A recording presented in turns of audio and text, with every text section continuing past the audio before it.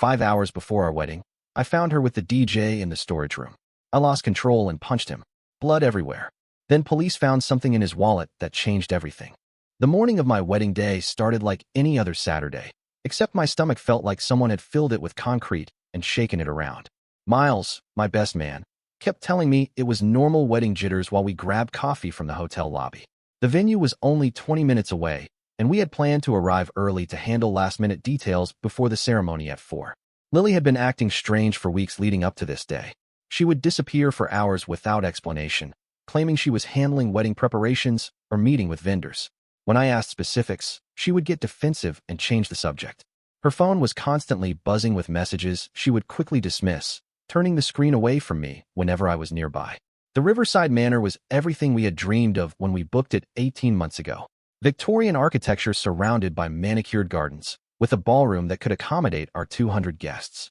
The staff had been incredibly accommodating throughout the planning process, and everything seemed perfect on paper. We arrived at the venue around 11 that morning. The parking lot was already bustling with activity as vendors unloaded equipment and decorations.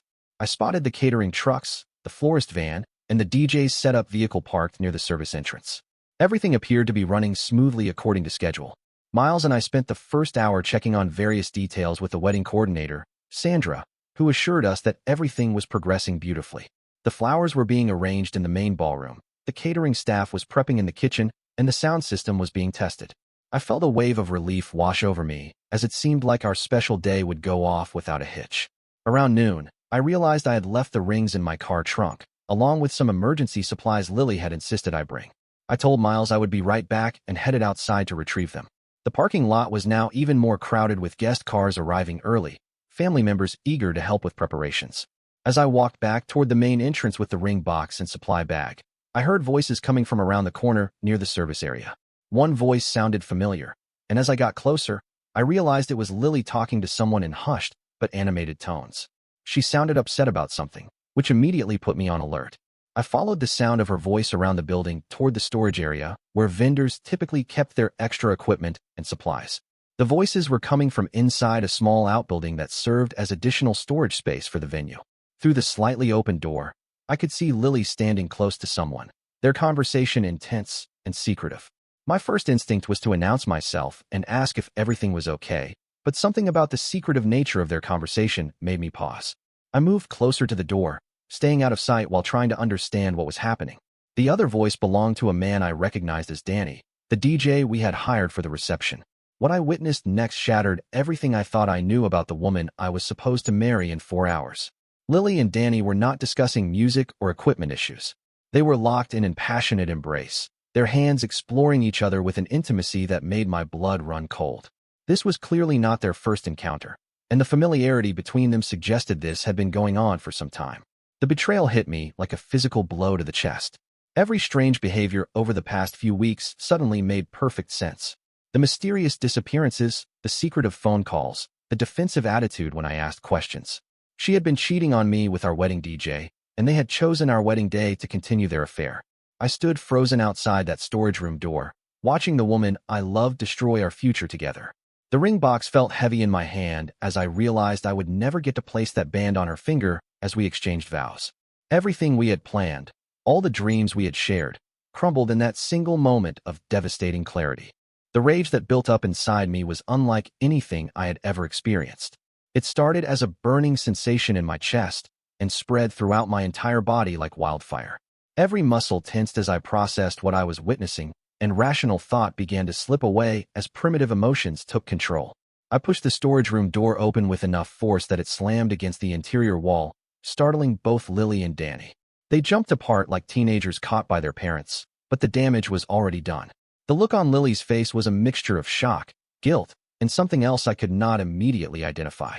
Danny was a tall, lanky guy in his early 30s with sleeve tattoos and the kind of cocky attitude that immediately rubbed me the wrong way when we first met him 6 months ago. Lily had insisted we hire him because his rates were reasonable and he came highly recommended. Now I understood why she had been so enthusiastic about bringing him onto our wedding team. The first words out of Lily's mouth were not an apology or explanation, but rather an accusation directed at me for spying on her. She claimed I had no right to follow her around and invade her privacy, completely ignoring the fact that she had been cheating on me hours before our wedding ceremony. Her defensive attitude only fueled my anger further. Danny tried to defuse the situation by claiming they were just discussing some last-minute changes to the music playlist, but his disheveled appearance and the lipstick on his collar told a completely different story. He backed toward the corner of the storage room as I stepped inside, clearly sensing the dangerous shift in my mood. I asked Lily directly how long this had been going on, and her silence was more damning than any confession could have been. She looked between Danny and me like a cornered animal, searching for an escape route that did not exist. The wedding dress bag hanging on a nearby hook seemed to mock the entire situation. Danny made the fatal mistake of trying to push past me toward the door, muttering something about this being between Lily and me. The casual dismissal of his role in destroying my life was the final straw that pushed me beyond rational thought. As he moved past me, I grabbed him by the shoulder and spun him around to face me. What happened next occurred in slow motion and lightning speed simultaneously. My fist connected with Danny's jaw with every ounce of strength and fury I possessed. The impact sent him stumbling backward toward the audio equipment he had been setting up earlier that morning. His head struck the corner of a large speaker rack with a sickening crack that echoed through the small storage space. Blood immediately began flowing from a gash on the back of Danny's head where it had impacted the metal rack. He collapsed to the floor, unconscious and bleeding heavily onto the concrete. The sight of the blood snapped me back to reality as I realized the gravity of what had just happened. Lily started screaming, but not out of concern for Danny's condition. She was screaming at me, calling me violent and unstable, claiming I had ruined everything. Her reaction confirmed that her loyalties lay with her lover rather than her fiancé, even in this moment of crisis. I knelt down to check Danny's pulse and breathing, relieved to find he was still alive, but clearly in need of immediate medical attention. The blood pool was expanding rapidly, and I knew we needed to call for help immediately. As I reached for my phone, Lily continued her verbal assault, blaming me for the entire situation. Miles appeared in the doorway, having heard the commotion from inside the venue. His expression went from confusion to horror as he took in the scene before him.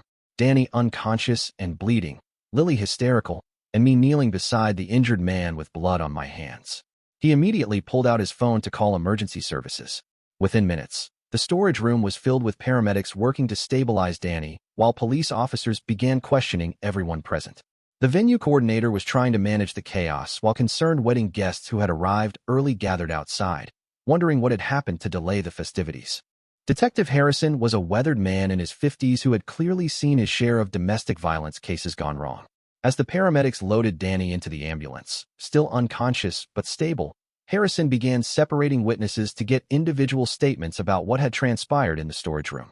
He took me aside first, and I explained exactly what I had witnessed and how I had reacted. I did not attempt to justify my actions or claim self-defense, accepting full responsibility for losing control and assaulting Danny. The detective listened without judgment, taking detailed notes about the timeline of events. When Harrison questioned Lily, her story took some unexpected turns that raised his eyebrows. She claimed that Danny had been harassing her for weeks, making unwanted advances and threatening to sabotage our wedding if she did not comply with his demands. According to her version, I had walked in just as she was trying to fend off another unwanted advance.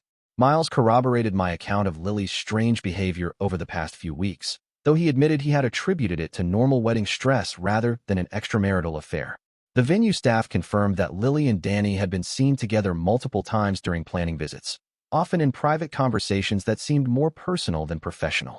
As Harrison continued gathering information, one of the uniformed officers made a discovery that changed everything. While collecting Danny's personal effects to accompany him to the hospital, they found his wallet containing several items that immediately caught their attention. The officer called Detective Harrison over and showed him Danny's identification, along with several other cards and documents from the wallet. Harrison's expression grew serious as he examined the contents, occasionally glancing back toward where I was sitting with Miles. Harrison approached me with a manila envelope containing photocopies of what they had found in Danny's wallet. The first item was a court document showing that Danny was currently on probation for assault and battery charges stemming from an incident at another wedding venue 8 months earlier. He had attacked a groom who had complained about his unprofessional behavior. The second document was even more disturbing. Danny had a restraining order filed against him by another bride who claimed he had stalked and harassed her before and after her wedding. The pattern of behavior Lily had described was apparently Danny's standard operating procedure when working wedding events. But the most shocking discovery was a concealed carry permit and documentation showing that Danny was required to register any weapons in his possession as part of his probation terms. A search of his DJ equipment revealed a loaded handgun hidden inside one of his speaker cases, a clear violation of his probation conditions. Harrison explained that Danny's possession of the firearm while on probation was a felony that would send him back to prison for several years. The fact that he had brought the weapon to a wedding venue filled with innocent people elevated the charges even further. My assault on Danny had potentially prevented a much more serious situation. The detective's attitude toward me shifted dramatically once this information came to light. Instead of treating me as a violent offender who had lost control, he began viewing me as someone who had unknowingly neutralized a dangerous individual. He thanked me for subduing Danny before he could escalate the situation or harm other people at the venue. As the investigation continued, more details emerged about Danny's criminal background and his pattern of targeting brides and wedding parties. Several other law enforcement agencies had been investigating similar incidents at wedding venues across the state, and Danny appeared to be their primary suspect. The venue's security cameras provided additional evidence of Danny's suspicious behavior throughout the morning. Footage showed him accessing areas where he had no legitimate business, including the room where guests' personal belongings were being stored. He had been casing the venue for potential theft opportunities in addition to his harassment of Lily. Lily's story began falling apart under closer scrutiny. While Danny had indeed been harassing her, the physical evidence and witness statements suggested their relationship was more complicated than she had initially claimed. Text messages on her phone revealed she had been voluntarily meeting with Danny for several weeks, despite his aggressive behavior. As the afternoon wore on and our 4 o'clock ceremony time passed, the full scope of what had unfolded began to emerge. The 200 wedding guests had been told there was a medical emergency, and the ceremony was postponed indefinitely. Most had gone home, but close family members remained at the venue, hoping for some explanation of the chaos. Detective Harrison called me into a private conference room to discuss the final details of his investigation. The district attorney's office had reviewed the evidence and decided not to press charges against me for the assault on Danny. Given his criminal history, the illegal weapon, and the potential threat he posed to other people at the venue, my actions were deemed justifiable. Danny had regained consciousness at the hospital and was under police guard while receiving treatment for his head injury. The doctors expected him to make a full recovery, after which he would be transferred to county jail to await trial on multiple felony charges. His probation would be revoked, and he faced several years in prison. The investigation into Danny's activities revealed he had been systematically targeting wedding venues across the region. His DJ business was primarily a front for theft operations and harassment schemes. Police found evidence linking him to unsolved burglaries at reception halls and stalking complaints from at least 6 other brides. But the biggest shock was yet to come. As Harrison prepared to release me, another detective arrived with new information about Lily's involvement in the case. During their investigation of Danny's criminal network, they had discovered communications suggesting Lily had been more than just a victim of his harassment. Financial records showed that Lily had received several payments from Danny over the past 2 months, payments that coincided with her providing him detailed information about our wedding guests and their valuable possessions. She had been helping him plan theft operations targeting our own family and friends. The detective explained that Lily had initially been drawn into Danny's web through his harassment and manipulation, but had eventually become a willing participant in his criminal activities. The money he paid her was apparently more appealing than loyalty to her fiancé or concern for our wedding guests' safety. When confronted with this evidence, Lily's story changed again. She claimed Danny had threatened to hurt me if she did not cooperate with his schemes, but text messages between them suggested she was an enthusiastic partner rather than a coerced victim. Her greed had overcome any moral objections she might have had. The final revelation came when Harrison showed me copies of false statements Lily had given to police during their initial investigation. She had lied about multiple aspects of her relationship with Danny, the timeline of events, and her knowledge of his criminal activities. Filing false police reports was itself a criminal offense.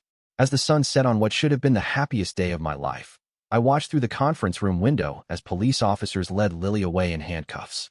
She was being arrested not for adultery or breaking my heart, but for conspiracy to commit theft, filing false police reports, and accessory to multiple felonies.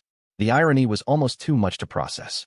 I had discovered my fiancé's betrayal and reacted with violence that could have ruined my life, only to learn that my actions had prevented crimes against our own families and friends. The woman I thought I knew had been living a double life that went far beyond simple infidelity.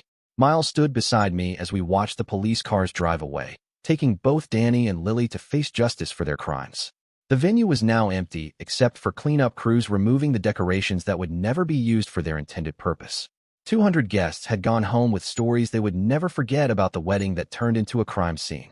Detective Harrison handed me his business card and explained that I would likely be called as a witness in both Danny's and Lily's trials. The district attorney was building cases that could send both of them to prison for several years. My testimony about discovering their affair would be crucial evidence in establishing their conspiracy. The wedding dress that Lily would never wear still hung in the storage room, where everything had begun. The rings I had carried so carefully that morning remained in their box, symbols of promises that would never be exchanged. The life I had planned was over, but perhaps that was for the best given what I had learned about the woman I almost married. Miles helped me gather our belongings and leave the venue that had become the scene of my personal disaster and unexpected redemption. As we drove away, I realized that discovering Lily's betrayal 5 hours before our ceremony had saved me from years of marriage to a criminal who cared more about money than love or loyalty. The investigation continued for months afterward, ultimately revealing that Danny and Lily had been part of a larger network targeting wedding venues and special events across multiple states. Their arrest led to the recovery of stolen property worth hundreds of thousands of dollars and the prevention of future crimes against innocent families celebrating their most important moments. Lily received a sentence of 3 years in prison after pleading guilty to conspiracy charges and filing false police reports. Danny was sentenced to 8 years for weapons violations, theft, stalking, and violation of probation. The judge noted that their crimes had violated the sacred trust people place in wedding vendors and caused immeasurable emotional damage to their victims.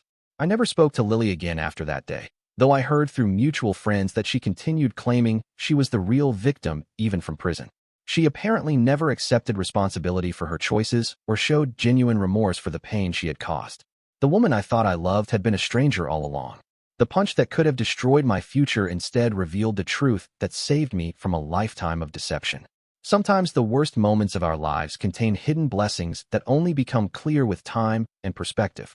What felt like the end of everything was actually the beginning of a much better life built on truth rather than lies.